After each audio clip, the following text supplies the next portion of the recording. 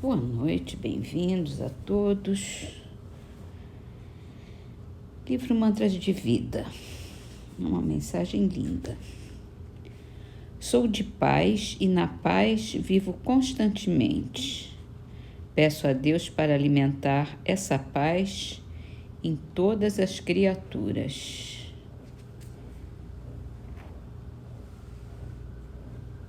Lindo mesmo. Livro dos Espíritos, continuando no item Fatalidade, a pergunta 852.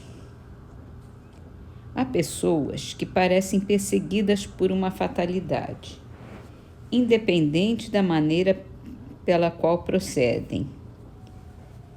Não lhes estará no destino o infortúnio? São talvez provas que lhes caiba sofrer e que elas escolheram. Porém, aqui, lança ainda à conta do destino o que as mais das vezes é apenas consequência de suas próprias faltas. Trate de ter pura consciência em meio dos males que o afligem e bastante consolado já se sentirá. E uma nota de Kardec. As ideias exatas ou falsas que fazemos das coisas nos levam a ser bem ou mal sucedidos, de acordo com o nosso caráter e a nossa posição social.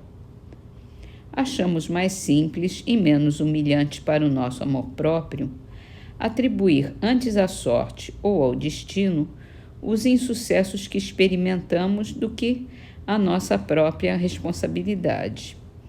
É certo que para isso contribui algumas vezes a influência dos espíritos, mas também o é que podemos sempre nos forrar a essa influência, repelindo as ideias que eles nos sugerem quando são más.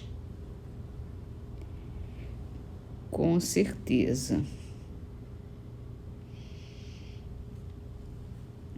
A gente é responsável por tudo que, mesmo pela fatalidade, foi a gente que escolheu antes de encarnar.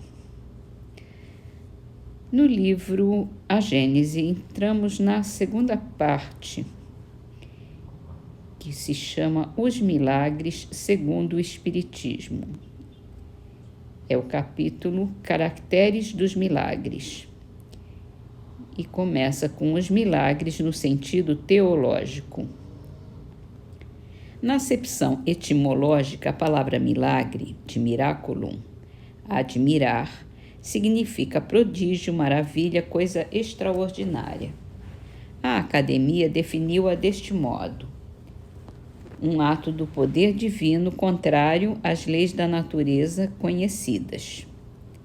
Na acepção usual, essa palavra perdeu, como tantas outras, a significação primitiva. De geral que era, se tornou de aplicação restrita a uma ordem particular de fatos. No entender das massas, um milagre implica a ideia de um fato extranatural. No sentido teológico, é uma derrogação das leis da natureza por meio da qual Deus manifesta seu poder. Tal com efeito a acepção vulgar que se tornou o sentido próprio, de modo que só por comparação e por metáfora a palavra se aplica às circunstâncias ordinárias da vida. Um dos caracteres do milagre propriamente dito é o ser inexplicável, por isso mesmo que se realiza com exclusão das leis naturais. É tanto essa a ideia que se lhe associa que, se um fato milagroso vem a encontrar explicação, se diz que já não constitui milagre, por muito espantoso que seja. O que para a Igreja dá valor aos milagres é precisamente a origem sobrenatural deles e a impossibilidade de serem explicados.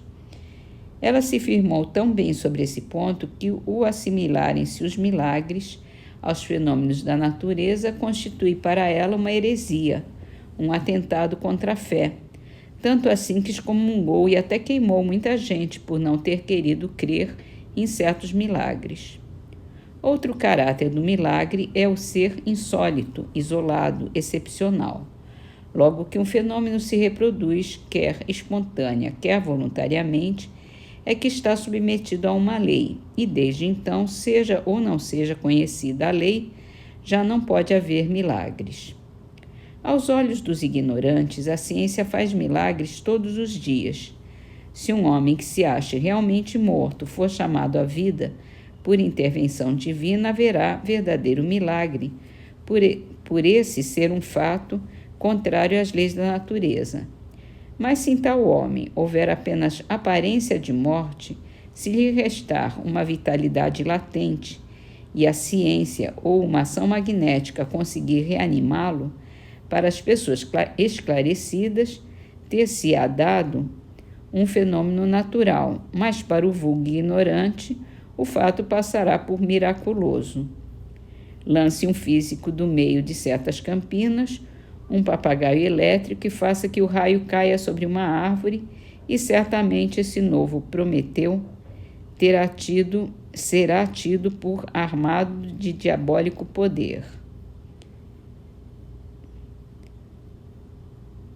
Aqui tem uma nota da editora dizendo que na mitologia grega, um dos titãs roubou o fogo sagrado dos deuses e o transmitiu aos homens. Zeus, para puni-lo, acorrentou-o ao Cáucaso, onde uma águia comia-lhe o fígado, que se regenerava incessantemente. Foi libertado por Hércules. Em relação a Prometeu. Houvesse, porém, Josué detido o movimento do Sol ou antes da Terra, e teríamos aí o verdadeiro milagre, porque nenhum magnetizador existe dotado de bastante poder para operar semelhante prodígio. Essa passagem de Josué é depois da morte de Moisés. Josué liderou o povo de Israel na conquista de Canaã e foi responsável por conduzir os israelitas à terra prometida.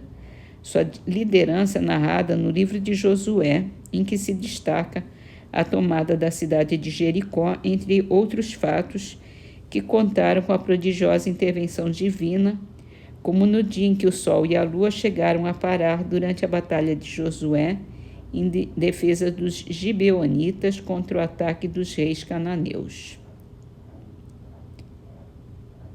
Continuando, foram fecundos em milagres os séculos de ignorância, porque se considerava sobrenatural tudo aquilo cuja causa não se conhecia. À proporção que a ciência revelou novas leis, o círculo do maravilhoso foi se restringindo. Mas como a ciência ainda não explorara todo o vasto campo da natureza, larga parte dele ficou reservada para o maravilhoso. Expulso do domínio da materialidade pela ciência, o maravilhoso se encastelou no da espiritualidade, onde encontrou seu último refúgio, demonstrando que o elemento espiritual é uma das forças vivas da natureza, força que incessantemente atua em concorrência com a força material.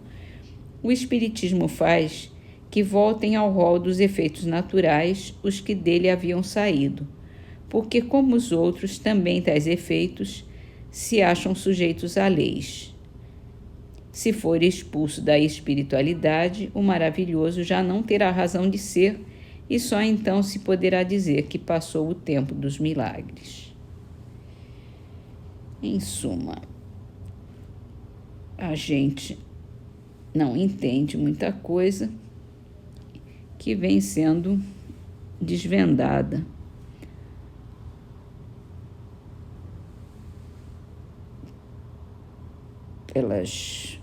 pela própria ciência. Então, vamos encerrar nossos estudos com as trovas de Leonel Coelho, Cantigas do Tempo, do livro Trovas do Outro Mundo. Tempo roga quando e onde, cada coisa em seu minuto. Primeiro a flor sobre a fronde, depois da flor vem o fruto. Tempo é justiça em ação, vontade é que faz a essência. A hora da tentação é igual à da resistência.